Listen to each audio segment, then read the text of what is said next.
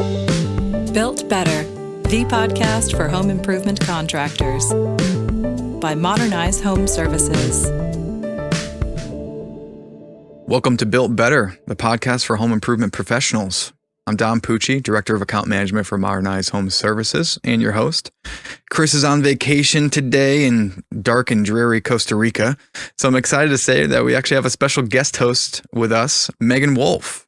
So Megan's a Senior Enterprise Partner Manager with Modernize, which is a super fancy way of saying that she manages some of our largest and most complex customer relationships. She's a wealth of knowledge and just an overall lovely person, as you'll see.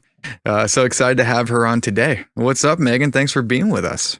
Dom, thank you so much. So excited to be here. And thanks again for having me. Absolutely. Yeah, I couldn't think of a better person to have on in replacement of Chris. So I'm glad that you're here today because on this episode, we're talking to Robert Jordan. So Robert's actually a board member of the Roofing Contractors Association of Texas.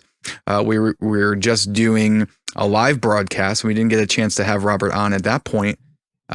So we wanted to bring him back virtually to have a little deeper conversation about all things roofing. Robert's the founder of RJ Construction, and we're going to take a deeper look how they've overcame the hurdles that everybody went through over the last year. And they've made some outstanding achievements within that past year. So I want to make sure we dive deep into that. Give you a little overview of RJ Construction. So Robert founded the company in 2007. They service all of the DFW Metroplex, Kansas City, and South Carolina. So the company aims to provide a wide array of roofing, construction, and solar services to meet the need that may arise for any homeowner. And they want to be the first choice contractor for all their needs. So absolutely excited to talk to you today, Robert. Thanks for being on. Thanks for having me. Good to be here, guys. How's the weather up there in Dallas? Is it hot as it is in Austin today? It's weird. We've been getting these really crazy rainstorms in the afternoon showing up. It's like the folks in the Northwest where they're breaking 105, 110 degree heat. Welcome to the party, guys. But right here, they get rain every day up there in the summer. Summer rains or whatever. We're seeing. I think we've got their weather flip flop with us. So yeah, we'll trade them back. I think we need. I don't like the humidity. It's coming. I've heard that they touched 118 degrees, which is crazy. When I played football in college, that was the day-to-day temperature in Vegas. So, a little foreshadowing for IRE this year. Are you gonna be going to IRE as well, Robert? Yeah, absolutely. I am. IRE is a great event. I have a ton of friends in Vegas and went to college there, and so Vegas for me is a little different experience than most. It's kind of like going home to your college town. So I get to see my friends, get some work done while we're there, and yeah. Well, it sounds like it's going to be a good time for you. So it'll be my first time at IRE. I've been to SPI before, so I've been to that big old silver show. But yeah, IRE is going to be an experience. We're going to do another live broadcast, so maybe we'll get to see you in person, Robert. That'd be fun. We'll see. Hit me up if you want. I'm happy to pop on. Yeah, that'd be great. So why don't we dig into, because we only have a little bit of limited time here. So I'm glad to steal you for 20 minutes. So I want to just dig into kind of start from the beginning. I hear you've got actually a background in banking. So I'm kind of curious as to why you got out of the bank and got into the construction business. Tell me a little bit about RJ Construction. Sure. So I started this business. I got into roofing when I was 15 years old. I laid my first shingle in 1995. As a product of the 5.5 of 95 hailstorm. It's probably the greatest hailstorm it used to be. It's probably more lore now than anything, but it really springboarded our industry and created a domino effect for a lot of the stuff that we see today. And there's, guideposts that have led us to that point from the last, 25 years. Anyway, I roofed houses in high school, did a lot of roofing in high school, mostly in the summers. And then went to college and played football in Vegas at UNLV. And then once I got out of college, I got into banking. It's just kind of where my career path took me at the time. And I worked for all of the big boys, almost all of them. I worked for B of A, I worked for Chase, and I worked for Citi. I worked on the auto side. I worked on the credit side on the auto. I worked in repossession, et cetera. And then I also did underwriting modifications and was a loan officer through Bank of America as well. And when the economy crashed in 2007, I had to find a way to start supplementing my income. And so I took a job with a buddy of mine's uncle, sold 3 roofs for him with people that I knew. And I scheduled the crew and had my crew do the job, ordered the materials, met with the insurance adjuster, did the whole thing. And about $60,000 worth of work between the 3 jobs. And I went to go turn them in and collect my commission. And he handed me a check for $2,000. And I said, hey, man, hey, these jobs made a lot more money than that. And he said, well, you set a name on the side of the building, that general liability insurance that you had, that line of credit you bought them shingles on. Well, that's all us. So this is how we do business. Okay. That's all it takes. And so I got up and left out of his office and said I quit. Called my Allstate insurance agent, and he hooked me up with his dad. I had a general liability policy before I got back to Arlington, and stopped in at the bank and got a line of credit. And the rest is kind of history from there. Wow, that's an amazing story. Yeah, the 2008 financial crisis had people make a lot of different choices. I mean, I started doing door-to-door sales through the financial crisis, and the rest is history. What were you selling, by the way? What's that? What were you selling door-to-door, by the way? Oh, man. What was I not selling? So I was have you ever heard of Smart Circle? So Smart Circle was an advertising company. It was almost like a pyramid scheme, to be honest with you. Sure. It was basically, we did small business marketing. So we would go to a spa. So we would you had a manager that owned an office territory that's all underneath, the layers of the pyramid, right? And so they would open up a new territory and they would get a little bit of funding from the corporate, but then they would just recruit people to just sell for them. So they would go to let's just say a spa, right? And they say, hey, if you will print up different offers for you, and then we'll go door to door to try to get people to buy your services at a very deep discount. We'll take a cut and then we'll pay our people to canvas for you, basically. So it's basically like a canvas operation for small businesses. But I learned how to talk to anybody and everybody through that. So it was like a good learning experience, right? So going door to door, I've done it. Yeah. It's a unique experience that a lot of people should have to go through in life to understand what goes on there. Yeah, honestly, it was a tough experience, but you turn that into an opportunity, right? So here I am. I can talk on a microphone now, so that's pretty cool. There you go. Yeah. Why don't we talk a little bit more about your business? Obviously, that's why we're here to do. But sure. 2020 was a pretty crazy year. We're coming out of that now, but also now we're seeing supply shortages and different challenges that folks haven't really seen that much.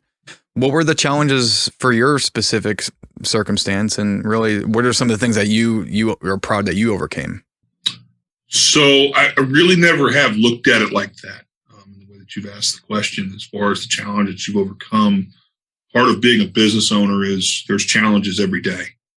The nicks and the cuts of owning and running a business. And so in my mind, it was just kind of like, hey, what's next? Right. And you brought up snow apocalypse. It was earlier this year, right? Like every day it was, oh my God, what's next? Right. But that's just the life of our business. And what we do is the challenges and the hurdles that show up every day and finding solutions for them. It's just day to day. The theme of this company, the mindset, the attitude, the culture is we run to the fire, not away from it. And that's pretty literal. There's been several instances in our career where we've walked into a fire into a house that's still smoldering and the firemen are walking out of it. Right. Megan, you were jumping in here. Yeah, I think to that point, and I think what I wanted to ask you about, Robert, is as you look ahead to this current year, like what are some of the plans you have for the company, and what are some of the biggest challenges that you think you'll face in the current climate? So what I think we're going to, so it's interesting is I have 3 offices in 3 very different parts of the country. We're in the Carolinas, we're in the Midwest, we're here in Texas. And so they all are facing very unique challenges and changes. And what I thought was interesting during RCAT was that they had an entire session on water restoration at a roofing conference. Well, what happened during snowpocalypse is all these roofers decided they wanted to be a water restoration expert because they were roofers. They thought they could do it. We're roofers. We believe we can do anything. And so it was interesting to watch their wheels turn. And I think what you're going to find is, I think you're going to find contractors venturing more into that water restoration space than they ever have before, because they got a real taste for it back in February and March. And we've been doing fire and water restoration since 2009. So for us, it was just old hat. It was just, we ran out of equipment. And so I think we're going to continue to see a growth in that part of the industry, and more of a diversified look for these contractors finding themselves in that space. What do you think marries like being a roofing contractor and water restoration type of services so well? Where do you think the trend comes from? So it's insurance. At the end of the day, these roofing contractors, present company included, we have worked with insurance companies for years. We have great relationships with some of them. And so it's just, 1A and 1B. In those scenarios, those are the two most commonly called in claims, or hail claims and water losses. So I think it's just 1A and 1B, and it's a diversified piece. And most of the time, good contractors surround themselves with good people, and it just goes hand in hand. Now, is your business built, and you talked a little bit about, born out of the hailstorm, kind of back in the day there. Is your a lot of roofing business start off is mostly, insurance, and then they kind of move into the retail space. Is that similar to your business? It is. So the way it worked for me was when I started selling roofs, and was kind of became the way I was making a living, and I was straddling the bank still in 2008, and everybody said, hang on, and whatever. And, I quickly learned that I couldn't depend upon a hailstorm to make a living. And I just had to figure out a way to make and do some different things. And so in the very beginning, I always just said, yeah, I can do that. I talked myself one time into a contract to build a water treatment facility that offloaded grease trucks. So where the grease traps on a Denny's or a Whataburger or whatever, they suck all the grease out, and that truck has to take it and offload it somewhere. And we built that facility. So basically it was just a giant chemistry project is what it boiled down to. And they were always concerned with the sample well, which is the exiting. So they're more worried about the amount of water you're pushing out because you're bringing in so much. And so the inspector, they didn't want to pass it. It's what they didn't want to do, because once this facility it becomes a liquid waste facility or whatever. It never can be rezoned or changed to anything else. And so we had this sample well so they could test the water coming out of the facility where it was going back into the sewer. And he was concerned about the pH level. And so the way that I got him to push that over the edge was, I said, hey, man, I'll make a deal with you. I'll bet you the pH balance that comes out of that sample well's more balanced than what's coming out of that faucet in that bathroom in the building from the intake side. He took the bet, and I won. And that's what got us the green tag and the CO to get them passed. The point is, when I was a young man, when I was very early on in this business, I didn't have enough clientele to focus on just roofs. And so we would take oddball projects like that and really had to focus long and hard on what we were doing to figure it out and make it work. Yeah. So it sounds like a lot of your challenges were born on necessity, which I think, kind of is a common story for a lot of folks, but a lot of folks don't go that path because it's hard, True. You guys also do solar, right? We do solar. Yeah. We have built a really nice platform for that. We're excited the direction that industry is headed. We are excited for the future of that portion of our business. And I personally think that it's the way of the future in the roofing space. I think that's going to probably ultimately wind up how we get some sort of licensing in this industry and get some sort of regulations around us, is because I think the solar and the roofing are going to wind up going hand in hand very soon. Yeah, I tend to think the same thing. I mean, I just went solar in my house. I'm actually waiting for the city of Austin to give us the shut off so we could do the electrical and get hooked up. I've got all these panels on my roof. I can't do anything with them. Right. But I think the thing that sold me on it, it was that I went with a roofing company that a solar company that also does roofing. So they are actually a solar company. They do roofing.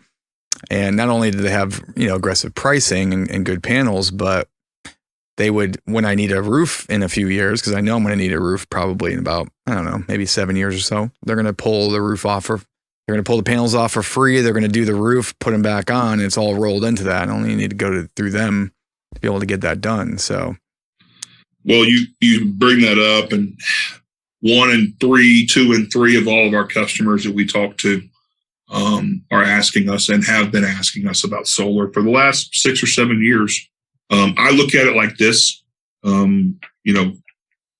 and Dom and Meg, I don't know how old you are, but in 2000, you could buy a 27-inch plasma television for $100,000. Well, that's not, only the elitists would burn on something like that, or, somebody doing something dumb. But, and now you can buy a, 72-inch 4K TV for, $800 or whatever at Walmart.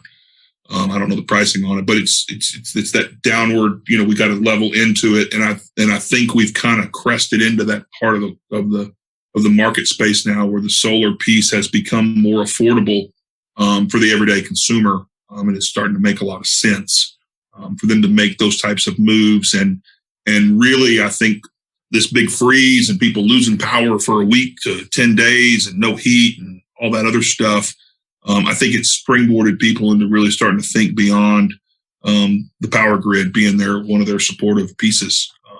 I 100% agree. I mean, I bought 3 batteries within that, and not because it was going to be cost effective, because it's not, right? I mean, that's an expensive item, but you could finance them for 20 years. You can get 25 years. 25 years. Yeah. There you go. And then, you always have power, and then a generator is a good option, cheaper. But what happens when there's a run on gas? Like there was a run on toilet paper. I don't. There's also natural gas powered generators that are out there. Yeah, we've worked on some of those and been a part of a couple of those projects over the years. But the problem with that is a 22 kW natural gas powered generator is a hell of a piece of equipment, but it's only going to run half your house. Right. So if your power goes out, keep your air conditioner, maybe you keep your refrigerators and your freezers. I mean, it's just not quite there to power up the whole house and let you run as normal. And the solar gives you that option. So the solar is a really nice long-term play. And you don't have to worry about what happens if natural gas gets cut off in an earthquake, or natural gas gets destroyed in a tornado, or, whatever the case may be. So that's right. Yeah, and I don't know if you're a truck guy. I assume you're a truck guy. But the cool thing that just came out is the Ford F-150 they're coming out with. Now you can actually use that backwards compatible as a generator battery for your house and run your house for a couple of days. You pair that with the solar. I did not know that. That's really cool. Yeah. Not only is that front trunk there, that frunk, you can put all your groceries in it, but you can actually go camping with that thing, run the power, and just be pretty autonomous there. So that's pretty cool. Wow. That's awesome. Yeah. So that's one of the selling points. I know Tesla's doing that too. It's basically the vision is, not to get too much into the weeds, but for you roofing guys out there, solar is a good option because there's going to be a lot of diversification within the product suite. But essentially, we're having problems with the grid, right? With production in the grid in Texas.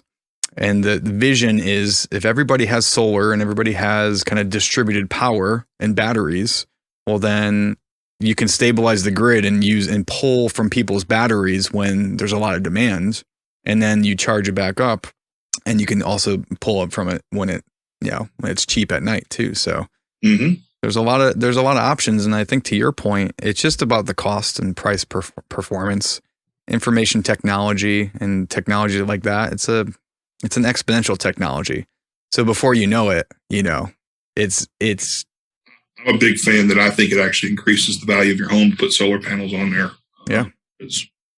My wife and I just bought a new house, and that was the first thing I told her. I was like, make sure that this electric bill has the ability to run, because some service providers give you, they don't even give you putting power back on the grid breaks. Like, they don't care, right? Right. be careful with who your provider is and whatever. So that was some interesting conversations. But I mean, the house has it already set and it's done, and you see somebody that doesn't have an electric bill most of the time. Like it's pretty cool.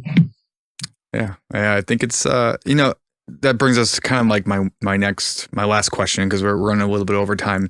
And Robert, I really appreciate you taking the time here and going this in depth with us. But I would say, what's your outlook for the next 6 months or so? Like, what are you really excited about, and what are your business plans for that next half of the year? So we're going to probably get really aggressive with our solar piece. We're going to actually start to probably get aggressive with our water restoration piece as well. We're going to see those channels of business really take off for us. We think fourth quarter is going to be big in those spaces, just because the tax credit ends in that fourth quarter. So there's going to be a big push for that at the end of the year. I think we're going to see some residual of the freeze that we saw back in February from pipes that may have been compromised, situations from the freeze. And when the next freeze comes around, we'll probably see another round of that kind of come through. We'll see. Who knows? But that's really what I think we're going to see. It needs to stop raining so we can get some of this work done. That's the big thing that I'm kind of worried about right now. It's just being able to work. It's hard to roof in the rain. So yeah, this is the truth. It's hard to be a redhead in the summer doing roofing as well. When my friends does roofing as a redhead on the roof in the summer in Texas, and that's he's got a good burn, so he uses that high SPF. But I digress. Robert, thank you so much for being here. Megan, thank you Absolutely. as well. Hopefully when we get our studio set up here at the Modernize HQ in Austin, we'll bring you back down and we'll talk about how I'll do a run down 35. Come see you. Yeah. Hopefully they finish construction next decade. Never. Yeah. It's fun in Waco right now going through that. I drove to Austin every day of my life, not every day, but a lot in my life from the time I was born, because my grandmother lived there on Shoal Creek. And I cannot tell you a time in my life in the 41 years on this planet Earth that 35 has not been under some sort of major construction in some section. Yeah, they're starting on 71 and 290 as well. So it's going to be a whole mess in Austin. So we're going to enjoy, but absolutely. We're people, right? Yeah. Well, thank you again, Robert. Thank you, Megan. You both are fabulous, great humans. So we always love to have those types of people on the podcast. So before our listeners click the end button, please give us a little love and give us a little review on Spotify or Apple Podcasts. And then we'll talk to you next time. Thanks so much.